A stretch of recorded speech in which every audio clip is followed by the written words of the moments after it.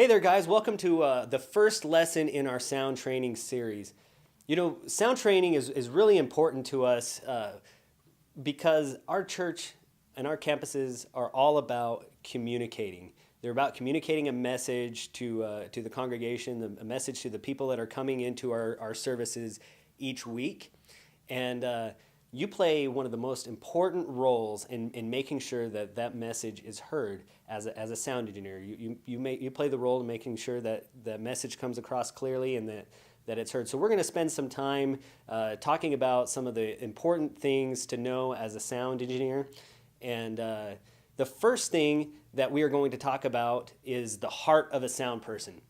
The most important characteristic that you need to have as a sound person is a servant's heart. Running sound is really more than just pushing buttons and turning up and down faders. It's really about serving your campus. It's about serving your church. You may run into issues and you may run into times where you're going to have to exercise having a good heart. So it's for that reason that we're going to start our training off with talking about the heart of a sound person. So the first point in our lesson that we'd like to cover today is serving the mission and the team. And this is really just about the mission and the values that your church and your campus have, and just really coming with the heart to be part of that, not to ever be in opposition to that, but just to make sure that when you show up every week to run sound, that your attitude and your heart is in line with those values and those missions and beliefs of your church. This may mean that you have to leave a little bit of your pride at the door and come in with a humble heart, willing to do things a little bit different than maybe you've done in the past. Or if your campus pastor asks you to do something that you're not used to, that you willingly and openly do that without causing any frustration between the two of you. As a sound engineer at your campus, you should always seek to put others above yourself, and you should always seek to keep a positive attitude as well. The second thing that we want to talk about in our first training here is maintaining healthy relationships. And really, this is healthy relationships with everybody, and this is such a key thing. It seems so simple, but in the real world, this can be one of the most difficult things. When you're at a rehearsal and you maybe have a differing opinion than somebody else around you, it can be really easy to forego good relationships and to let your own pride sneak in and cause those relationships to turn south. And so in order to prevent doing that, it's really important that once again that you come with a humble heart, willing to learn and to grow and to work as part of that team. It's also important that you have a really good relationship with your campus pastor, and that you understand what expectations that they may have for a successful service.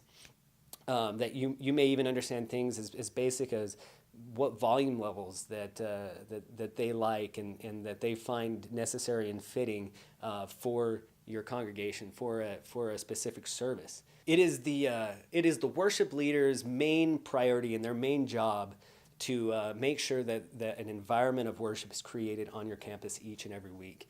And so they're going to work with you and you're going to work with them to ensure that happens. By investing in your relationship with the worship team leader and with your campus pastor, you're going to ensure that healthy communication happens and that there's a mutual respect there. And I think that is really the most important thing, and one of the most important pieces of you being successful as a sound person is making sure that you're staying close with those other people that are really all moving towards that same goal each week and creating that environment of worship.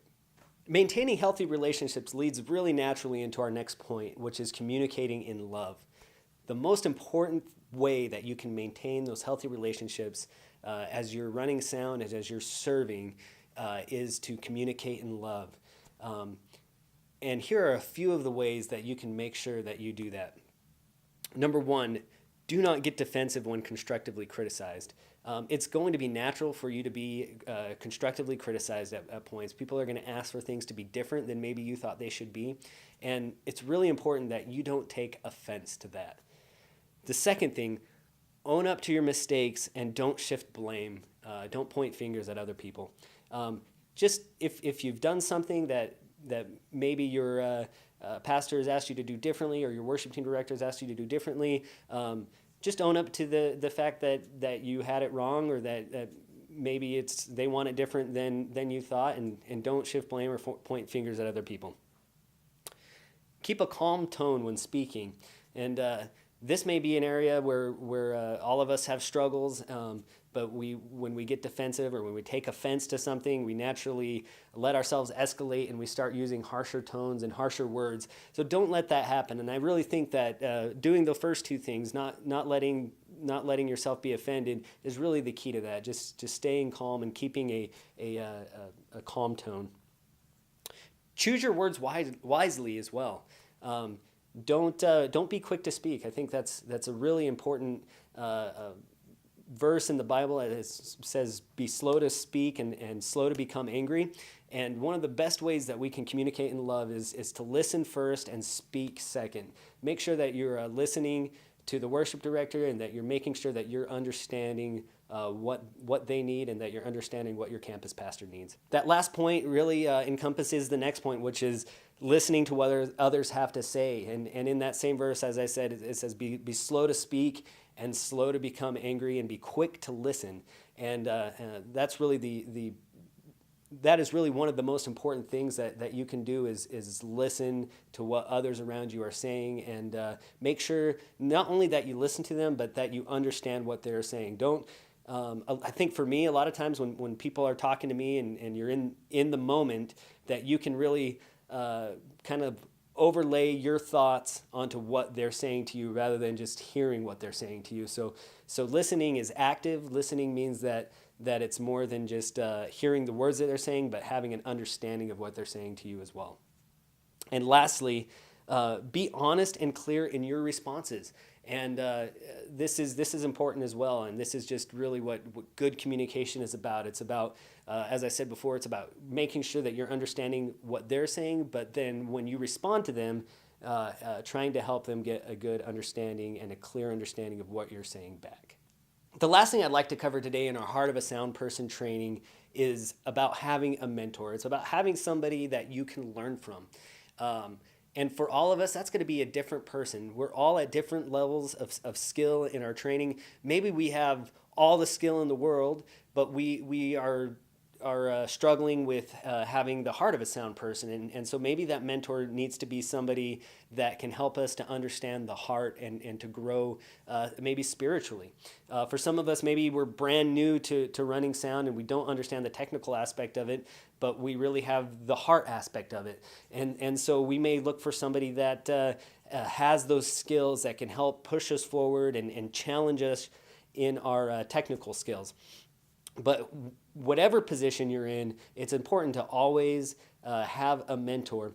And for some of us, even more importantly, and the thing that's going to push us further in our skills is to be a mentor, to find somebody else who needs to grow and to work with them and to train them up. And so that really is the last portion of this training is to make sure that we continue our growth and we continue forward. Hey, look, we're going to have more trainings to come. This barely scratches the surface even of even one part, which is just the heart of a sound person. This only scratches the surface of that. So make sure that as you go forward and as you're working with your team and at your campus, that you are really pushing for this heart, this heart of a sound person, this servant's heart, and that we continue to grow and to push forward together.